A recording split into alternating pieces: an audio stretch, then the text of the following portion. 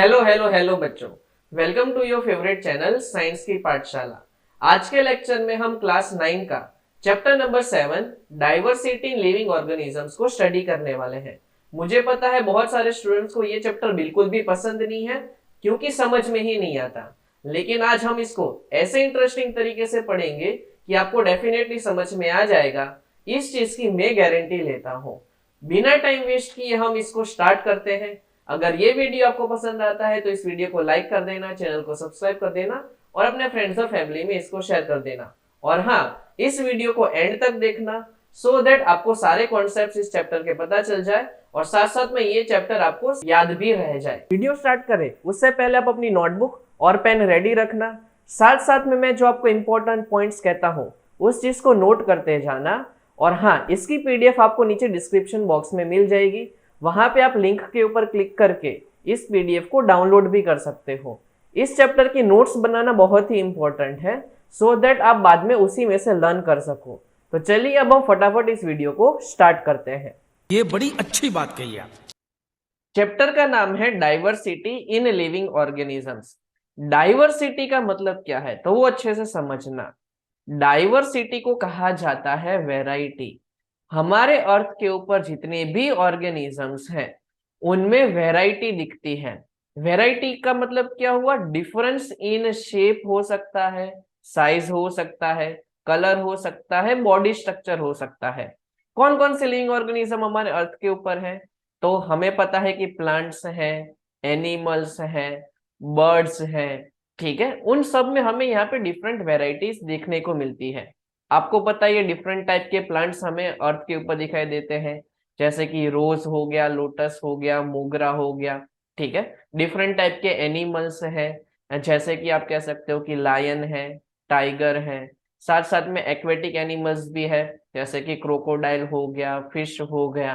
तो उन सब में आप नोटिस करोगे कि उन सबका जो बॉडी स्ट्रक्चर है वो डिफरेंट है, उनका जो कलर है वो डिफरेंट है। इस चीज को कहा जाता है डाइवर्सिटी, मतलब कि वैरायटी। और लिविंग ऑर्गेनिजम्स में कौन कौन से टाइप की वैरायटी होती है, क्या सिमिलरिटीज होती है और क्या डिफरेंस होता है, उन सब चीजों को हम यहाँ पे इस चैप्टर में स्टडी करने वाले हैं। और साथ साथ में हम डिफरेंट ऑर्गेनिजम्स को डिफरेंट ग्रुप में डिवाइड करने वाले हैं सो दैट हमें पता चले कि वो जो ऑर्गेनिज्म है वो किस तरीके से बिहेव करता है, कहाँ पे रहता है, कैसे रहता है, उनका बॉडी स्ट्रक्चर कैसा है, वो कौन से कलर में प्रेजेंट होता है। उन सब चीजों को यहाँ पे हम डिस्कस करने वाले हैं। तो ये है हमारे चैप्टर का मेन थीम। आई होप ये आपको सबको अच्छे से समझ में आ गया होगा। सबसे पहले हम इस चैप्टर का इंट्रोडक्शन देखेंगे। आपको 1 मार्क्स में कई बार पूछा जाता है कि बायोडाइवर्सिटी का मतलब क्या है। तो ऑब्वियसली हमने यहाँ पे डाइवर्सिटी वर्ड देख लिया है कि डाइवर्सिटी का मतलब होता है वैरायटी, लेकिन यहाँ पे एक और वर्ड नया इंट्रोड्यूस कर दिया आगे, दैट इज बायो। बायो जो वर्ड है वो एक्चुअल में आया है बायोस्फीयर में से, जहां पे हम रहते हैं। जैसे कि लिविंग ऑर्गेनिजम्स हो गए, ह्यूमंस हो गए, एनिमल्स हो गए, प्लांट्स हो गए, हम जिस लोकेशन पे रहते हैं उसको कहा जाता है बायोस्फीयर। और उसमें जितनी भी वेराइटीज है हम उसको जो है यहाँ पे स्टडी करने वाले हैं। सो बायोडाइवर्सिटी का मतलब होता है कि एक ऐसी लोकेशन जहां पे हमें डिफरेंट वैरायटी के प्लांट्स हो गए, एनिमल्स हो गए और जितने भी लिविंग ऑर्गेनिजम्स हैं वो दिखाई देते हैं, उस लोकेशन को कहा जाता है बायोडाइवर्सिटी। ये जो वर्ड है वो सबसे पहले इंट्रोड्यूस किया था वॉल्टर जी रोजेन नाम के साइंटिस्ट ने। कौन से ईयर में इन्होंने इंट्रोड्यूस किया था तो ये भी आपको 1 मार्क्स में पूछा जाता है। तो मैं यहाँ पे जो भी पार्ट आपको अंडरलाइन करके बताता हूँ वो आप अपने नोटबुक में बुलेट पॉइंट के फॉर्म में लिख देना सो दैट आपको आगे जाके लर्न करने में इजी हो जाए। तो वापिस से बता देता हूँ, ये जो वर्ड है बायोडाइवर्सिटी वो सबसे पहले वॉल्टर जी रोजेन नाम के साइंटिस्ट ने इंट्रोड्यूस किया था। कौन से ईयर में इंट्रोड्यूस किया था तो 1986 में। साथ साथ में अगर आपको बायोडाइवर्सिटी की डेफिनेशन पूछे तो आपको यहाँ पे सेकंड नंबर के पॉइंट में दी हुई है। हम देख सकते हैं कि हमारे अर्थ के ऊपर या बायोस्फीयर में जितने भी ऑर्गेनिजम्स रहते हैं वो एक दूसरे से डिफरेंट कैसे हैं। तो उनका एक्सटर्नल अपीयरेंस आप देख सकते हो। हमारा फेस देखोगे और लायन का फेस देखोगे तो डिफरेंट है, हमारा फेस देखोगे और किसी भी प्लांट को ऑब्जर्व करोगे तो वो डिफरेंट है। तो एक्सटर्नल अपीयरेंस डिफरेंट हो सकता है, साइज डिफरेंट हो सकती है। इवन हम जितने भी लोग रहते हैं, ह्यूमंस रहते हैं, उन सब की साइज डिफरेंट होगी ना, कुछ की हाइट बहुत ज्यादा होगी, कुछ की हाइट बहुत कम होगी। तो यहाँ पे साइज में भी डिफरेंस देखने को मिलता है। कलर डिफरेंट होते हैं, डिफरेंट टाइप के, आपको पता है कि फ्लावर्स देखने को मिलते हैं अलग अलग कलर के। हमारे बॉडी का इंटरनल स्ट्रक्चर डिफरेंट है, जितने भी ह्यूमंस हैं उनका इंटरनल स्ट्रक्चर सेम है। लेकिन एनिमल्स में आप देखोगे तो फ्रॉग का जो स्ट्रक्चर है वो ऑब्वियसली क्रोकोडाइल से अलग होगा, बैट से अलग होगा, पिजन से अलग होगा, ठीक है। साथ साथ में सबका न्यूट्रिशन अलग है। जो खुद से फूड बनाते हैं उनको ऑटोट्रॉप्स कहा जाता है, जैसे कि प्लांट्स हो गए, ट्रीज हो गए। और जो दूसरे के ऊपर फूड के लिए डिपेंडेंट होते हैं, जैसे कि एनिमल्स हो गए, ह्यूमंस हो गए, बर्ड्स हो गए, तो उन सबको कहा जाता है हेट्रोट्रॉप्स। ठीक है, इसको भी हम थोड़ी देर बाद डिटेल में डिस्कस करने वाले हैं। साथ साथ में सबका बिहेवियर अलग है, ठीक है। हैबिटेट अलग है, मतलब कि डिफरेंट ऑर्गेनिजम्स जो है वो डिफरेंट लोकेशंस पे रहते हैं।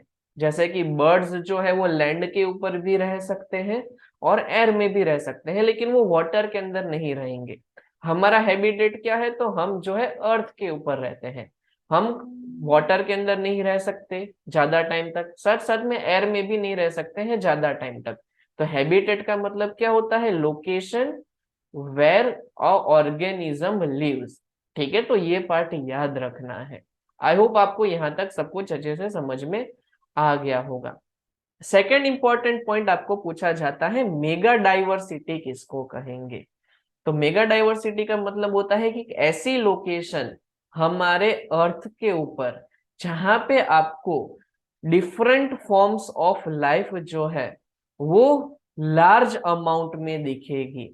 आपको पता होना चाहिए कि अर्थ के ऊपर एक ऐसी कंट्रीज होती है जहां पे आपको डाइवर्स, मतलब कि लार्ज वेराइटीज में प्लांट्स और एनिमल्स और डिफरेंट ऑर्गेनिजम्स देखे जाते हैं। कौन कौन से कंट्रीज में ये सब कुछ देखा जाता है, तो ऐसी कंट्रीज जो ट्रॉपिक ऑफ कैंसर और ट्रॉपिक ऑफ कैप्रिकॉर्न के बीच में आती है। जैसे कि आप यहाँ पे देख सकते हो कि इंडिया शो किया हुआ है, यहाँ पे आप देखोगे तो चाइना को शो किया है, ऑस्ट्रेलिया देख सकते हो। साथ साथ में ये जो साउथ अमेरिकन कंट्रीज हो गई, अमेरिका हो गया, तो ये सब ऐसी कंट्रीज हैं जहाँ पे हमें डिफरेंट वेराइटीज में प्लांट्स, एनिमल्स और दूसरे ऑर्गेनिजम्स को जो है हमने देखा है।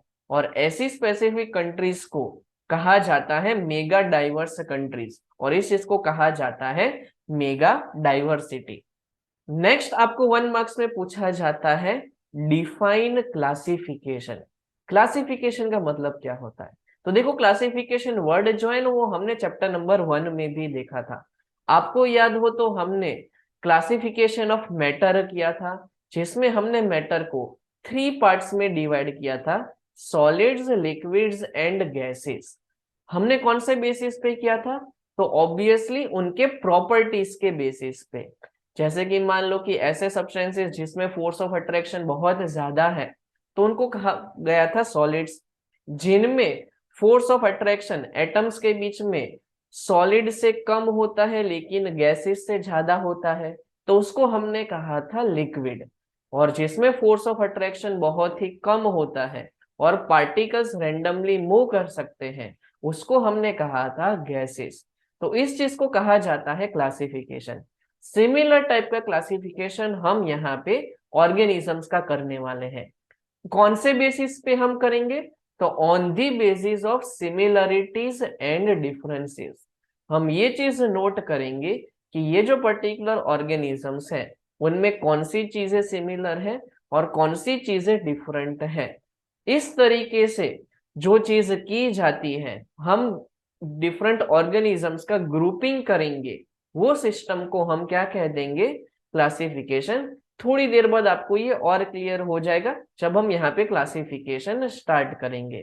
तो क्लासिफिकेशन का मोटा मोटा मतलब क्या होता है, तो हम ऑर्गेनिजम्स को डिफरेंट ग्रुप्स में अरेंज करते हैं on the basis of their similarities and differences.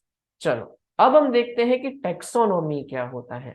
तो टेक्सोनोमी जो है बायोलॉजी की एक ऐसी ब्रांच है जो आइडेंटिफिकेशन करती है, नोमेनक्लेचर करती है और क्लासिफिकेशन करती है डिफरेंट ऑर्गेनिजम्स का।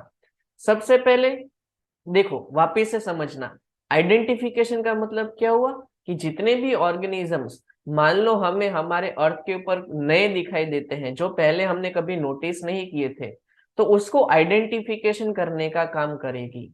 सेकंड करेगी नोमेनक्लेचर। नोमेनक्लेचर का मतलब क्या होता है? To provide a name. किसी भी चीज का नेम प्रोवाइड करना है तो उस चीज को कहा जाता है नोमेनक्लेचर। जैसे कि ऐसा कहा जाता है कि कोई भी न्यू बॉर्न बेबी है तो उसका जो नाम है वो बुआ रखती है, ठीक है। तो वैसे ही यहाँ पे जो है टेक्सोनोमी एक ब्रांच होती है जो किसी भी ऑर्गेनिज्म का नोमेनक्लेचर करती है। कई बार ऐसा होता है कि आपके फादर या मदर ने आपका नाम रखा होगा, तो इस जो नामकरण की जो चीज है, जो प्रक्रिया है, उसको कहा जाता है नोमेनक्लेचर। और साथ साथ में ये क्या करेगी? क्लासिफिकेशन, मतलब कि ऑर्गेनिजम्स को डिफरेंट ग्रुप्स में डिवाइड करेगी। ऑब्वियसली हम जो है मान लो कि क्रोकोडाइल है, बर्ड्स है और ह्यूमंस है, ये तीनों अलग टाइप के ऑर्गेनिजम्स है, डिफरेंट टाइप के ऑर्गेनिजम्स है। क्या हम इन सबको एक ग्रुप में रख सकते हैं? ऑब्वियसली नहीं रख सकते, बिकॉज सबका स्ट्रक्चर अलग है, सबका बिहेवियर अलग है। सिमिलरली इस चीज को हम क्या कहेंगे? क्लासिफिकेशन। तो ये जो तीनों चीजें हैं, आइडेंटिफिकेशन करना, नोमेनक्लेचर करना और क्लासिफिकेशन करना, ये जो काम है वो बायोलॉजी की एक ब्रांच करती है। और उस बायोलॉजी की ब्रांच को हम क्या कहते हैं? टेक्सोनोमी। ठीक है, आपको यहां तक समझ में आ गया होगा। नेक्स्ट इंपॉर्टेंट पार्ट आता है पर्पस ऑफ क्लासिफिकेशन। हम क्यों ये क्लासिफिकेशन जो है करते हैं, क्यों जरूरत है हमें यहाँ पे ऑर्गेनिजम्स को डिफरेंट ग्रुप में डिवाइड करने की? तो देखो, क्लासिफिकेशन करने से हमें डिफरेंट ऑर्गेनिजम्स की जो स्टडी करनी है वो इजी हो जाएगा। जैसे कि आपको सॉलिड्स, लिक्विड और गैसेस को आपने क्लासिफाई कर लिया था, तो आपको समझ में आ गया था कि हाँ, ऐसी कोई चीज दिखाई देगी तो उसको आप सॉलिड कहोगे। अगर कोई चीज फ्लोट करती है जैसे कि वाटर, तो आप उसको लिक्विड कहोगे। और कोई ऐसी चीज जहां पे पार्टिकल्स बहुत ही ज्यादा रेंडमली मूव करती है तो उसको आप गैस कहोगे। तो क्लासिफिकेशन करने की वजह से चीजें जो है वो बहुत ही ज्यादा आसान हो जाती है, इसलिए हम यहाँ पे क्लासिफिकेशन करते हैं। सेकंड, क्यों हम क्लासिफिकेशन करेंगे? To understand the phylogeny. Phylogeny का मतलब क्या होता है कि डिफरेंट ऑर्गेनिजम्स एक दूसरे के साथ कैसे रिलेटेड है, उनमें क्या चीजें कॉमन है, कौन सी चीजें डिफरेंट है, इस चीज को कहा जाता है फाइलोजेनी। तो इस चीज को स्टडी करने के लिए भी हम यहाँ पे क्लासिफिकेशन करते हैं। साथ साथ में हमें पता होना चाहिए कि कोई पर्टिकुलर ऑर्गेनिज्म है उसका ओरिजिन कहाँ है, कहाँ से वो अर्थ के ऊपर आया, वो चीज स्टडी करना है। साथ साथ में डिफरेंट ऑर्गेनिजम्स के जो जेनेटिक रिलेशनशिप होती है उसको भी स्टडी करना है, इसलिए हम यहाँ पे क्लासिफिकेशन करते हैं। ठीक है, तो आई होप आपको ये सारे पॉइंट्स जो है वो पता चल गए होंगे।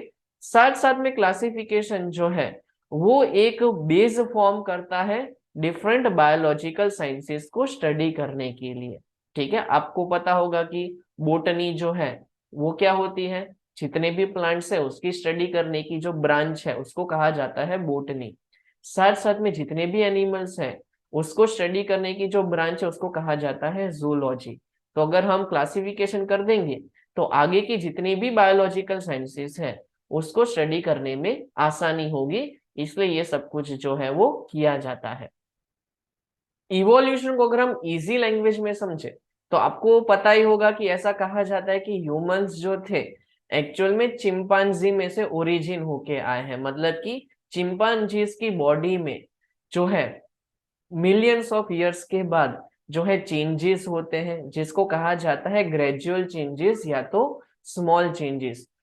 चिंपांजीज का बॉडी स्ट्रक्चर चेंज होता जाता है। जैसे आपको पता है कि चिंपांजीज जो थे वो आपने यहाँ पे देखा होगा फोटो में कि वो जो है दो पैर और दो हाथों का यूज करके जो है आगे बढ़ते थे, जंप करते थे और ट्रैवल करते थे। बाद में उनके बॉडी स्ट्रक्चर में देखो चेंज आता जाता है।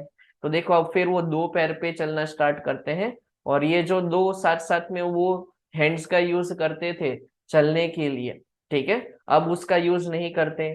बाद में उनको हैंड का प्रॉपर यूज पता चलता है, वो हंटिंग स्टार्ट करते हैं, और बाद में ह्यूमंस की बॉडी उसमें से इवॉल्व होती है।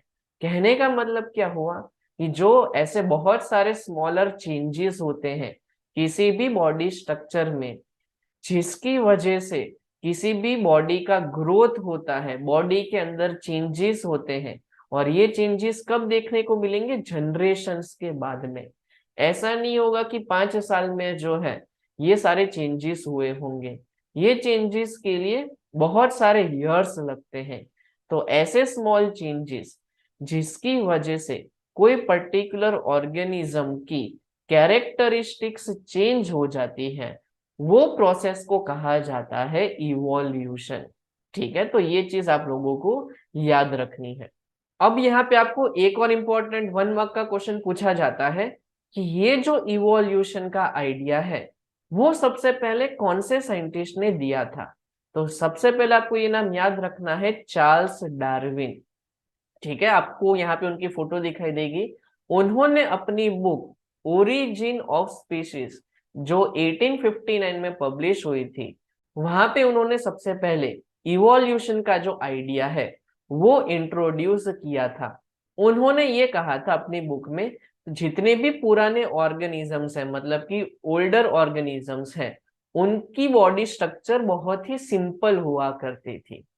लेकिन बाद में जब इवोल्यूशन होता गया तो बॉडी स्ट्रक्चर में चेंजेस आते गए, और सिंपल जो ऑर्गेनिजम्स थे वो अब बन चुके हैं कॉम्प्लेक्स ऑर्गेनिजम्स। टाइम के साथ सबकी बॉडी के स्ट्रक्चर में चेंज आता गया, जिसकी वजह से जितनी भी चीजें सिंपल थी वो कॉम्प्लेक्स होती गई। इसको आप अपनी स्टडीज के साथ भी रिलेट कर सकते हो कि पहले आप जब लोअर स्टैंडर्ड्स में हुआ करते थे, सेकंड थर्ड फोर्थ, वहां पे आपने बहुत ही सिंपल चीजों को स्टडी किया था। लेकिन जैसे ही आपकी स्टडीज हायर लेवल पे चली जाती है, आप हायर स्टैंडर्ड्स में चले जाते हो, तो वहां पे स्टडीज में बहुत ज्यादा चेंज आता जाता है। तो इस चीज को कहा जाता है कॉम्प्लेक्सिटी, मतलब कि चीजें सिंपल से कैसी होती गई? कॉम्प्लेक्स होती गई।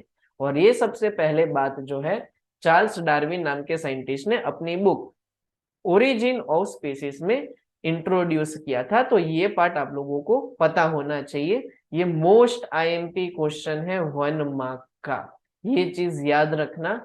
कई बार इसको फिल इन द ब्लैंक्स और एमसीक्यू के फॉर्म में पूछा गया है। सो इवोल्यूशन के बाद हम देखेंगे कि हेराकी क्लासिफिकेशन क्या होता है। हेराकी क्लासिफिकेशन का मतलब क्या हुआ? हमें यहाँ पे ऑर्गेनिजम्स को डिफरेंट ग्रुप में अब डिवाइड करना है। कैसे डिवाइड करेंगे? तो फॉर्मेशन ऑफ किंगडम। किंगडम का मतलब क्या हुआ कि एक बहुत बड़ा ग्रुप जिसके अंदर डिफरेंट टाइप के ऑर्गेनिजम्स को हम प्लेस करते हैं। तो सबसे बड़े ग्रुप को हम क्या कह देंगे? किंगडम। और ये किंगडम कौन से बेसिस पे साइंटिस्ट ने बनाए थे वो हमें कई बार पूछा जाता है 2 मार्क्स से 3 मार्क्स में।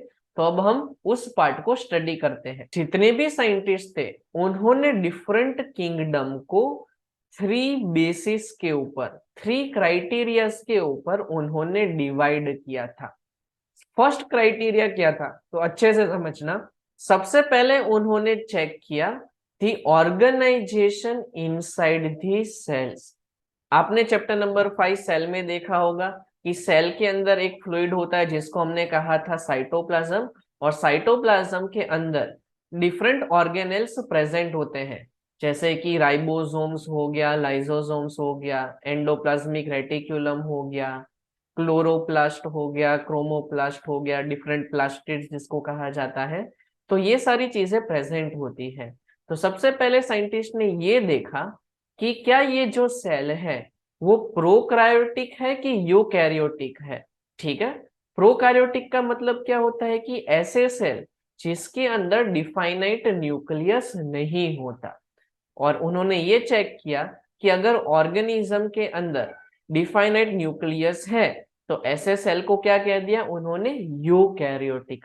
कहने का मतलब ये होता है कि अगर कोई भी नया ऑर्गेनिज्म हमें मिलता है। तो सबसे पहले हम ये चेक करते हैं कि क्या वो ऑर्गेनिज्म के अंदर न्यूक्लियर प्रेजेंट है कि नहीं। अगर वो ऑर्गेनिज्म के अंदर न्यूक्लियस डिफाइनाइटली प्रेजेंट है तो उसको हम क्या कह देंगे, यूकैरियोटिक सेल। मान लो वो ऑर्गेनिजम्स के अंदर डिफाइनाइट न्यूक्लियस प्रेजेंट नहीं है तो उस चीज को हम क्या कह देंगे, प्रोकैरियोटिक सेल। बाद में हम ये चेक करेंगे कि क्या वो जो ऑर्गेनिज्म है क्या वो सिंगल सेल से बना है। अगर वो सिंगल सेल से बना होगा तो उसको हम कह देंगे यूनिसेल्युलर ऑर्गेनिज्म।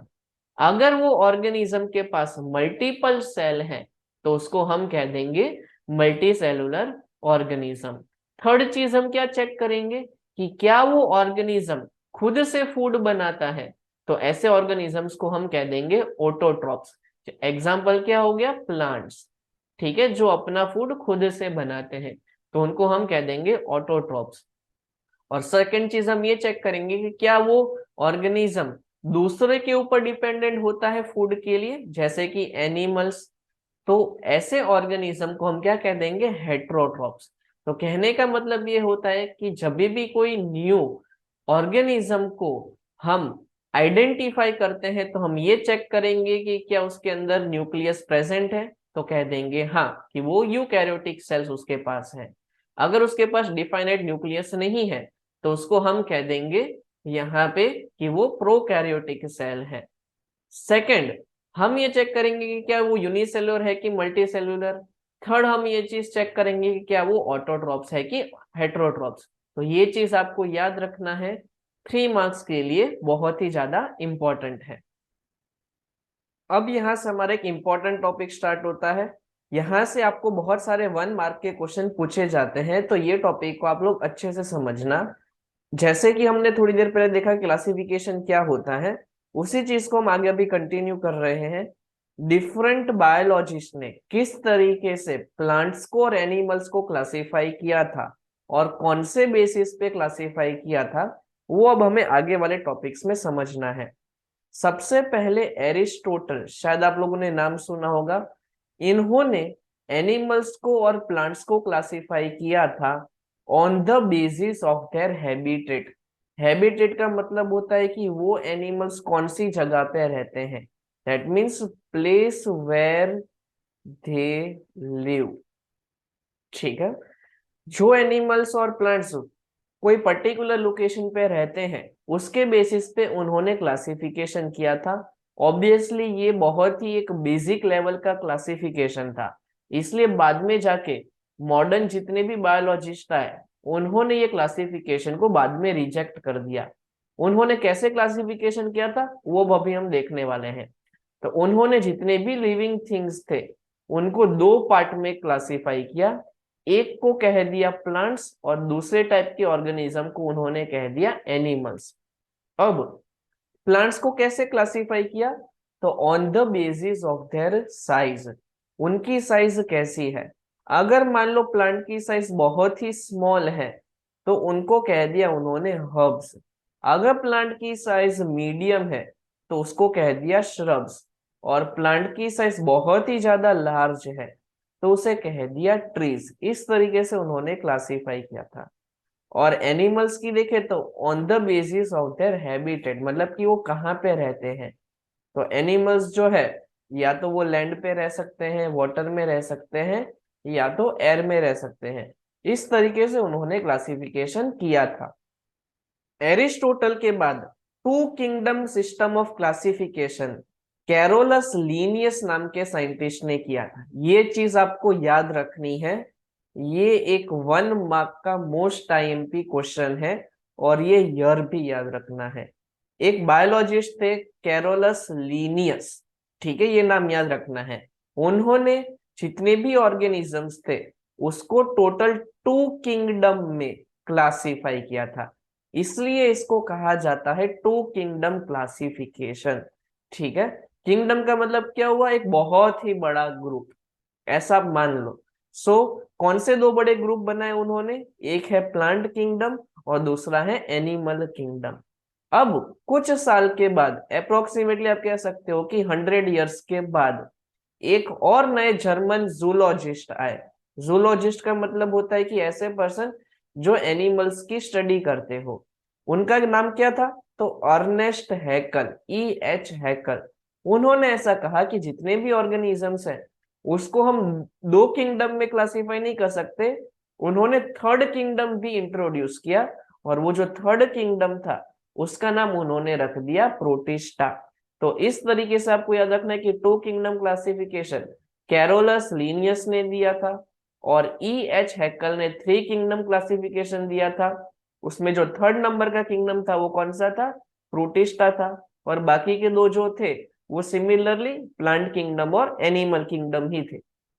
अब वापिस से 95 इयर्स के बाद एक और नए बायोलॉजिस्ट आए जिनका नाम था रॉबर्ट विटेकर, RH विटेकर। ये मोस्ट टाइम पे याद रखना है। अगेन हमें ये जो टेक्स्ट बुक में स्टडी करना है वो विटेकर का ही क्लासिफिकेशन हमें यहाँ पे देखना है।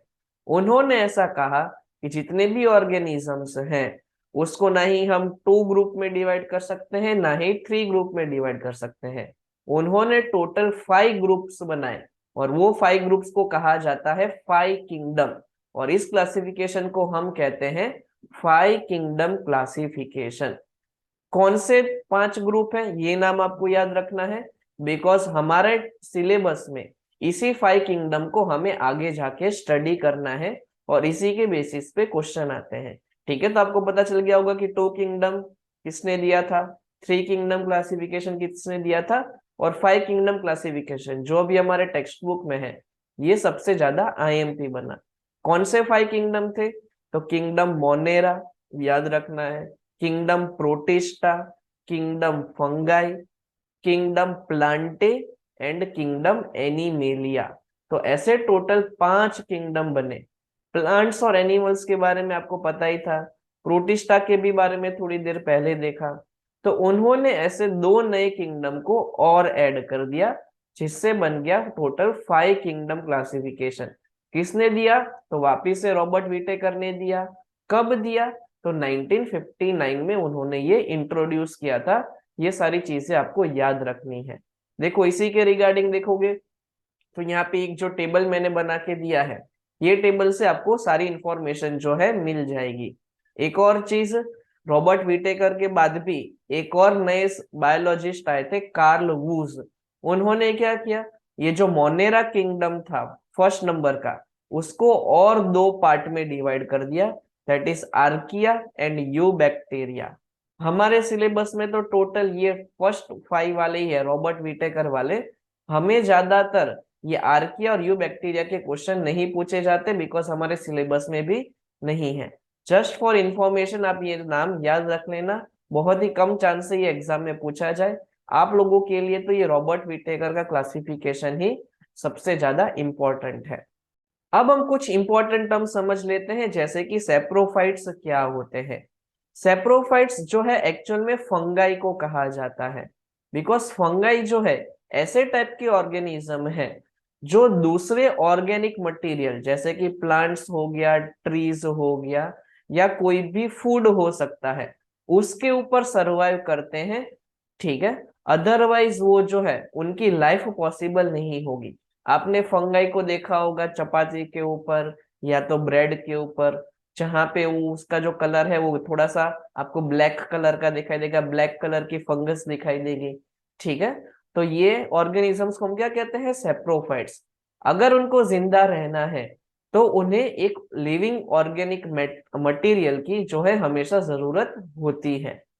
सिमिलरली जब फंगाई ब्लू ग्रीन अलगे के साथ रहते हैं, जब ये दोनों ऑर्गेनिज्म एक दूसरे के ऊपर डिपेंडेंट होते हैं फॉर देयर सर्वाइवल, तो वो रिलेशनशिप को कहा जाता है सिम्बायोटिक रिलेशनशिप। ठीक है, इसका एक एग्जांपल क्या होगा? तो लाइकेंस जो आपको यहाँ पे फिगर में दिखाई दे रहे हैं, जो वो हमेशा ट्री के बार्क के ऊपर ही आपको दिखाई देते हैं। अगर वहां पे ट्री नहीं होगा तो लाइकेंस भी सरवाइव नहीं कर पाएंगे। इसी के सिमिलर कॉन्सेप्ट पे एक मूवी बनी थी वेनम। ठीक है, शायद आप लोगों ने देखी होगी, जहां पे ये जो ऑर्गेनिज्म है वो एक पर्टिकुलर होस्ट के ऊपर डिपेंडेंट होता है फॉर देयर सर्वाइवल। तो ऐसे रिलेशनशिप को हम क्या कहेंगे? सिम्बायोटिक रिलेशनशिप जहां पे दोनों एक दूसरे के ऊपर डिपेंडेंट हो।